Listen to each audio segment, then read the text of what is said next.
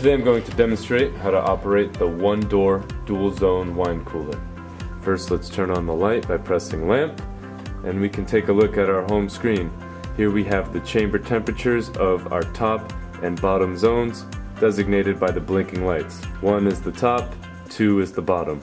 You can see the temperatures inside of each zone. Now, in order to make arrangements on the temperatures, we have to unlock the unit. We do that by holding up and down for 5 seconds.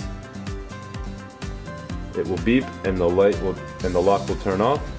Now, in order to actually make the adjustments, we hold down lamp for 3 seconds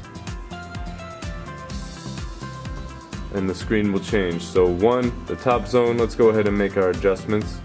We can go up and we can go down. Very good. In order to change to the next zone, you hit lamp, and now we're on the bottom.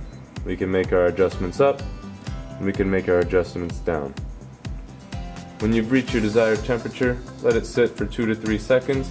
It'll take us back to the previous screen, where it shows us our zones and the current temperature inside the chamber.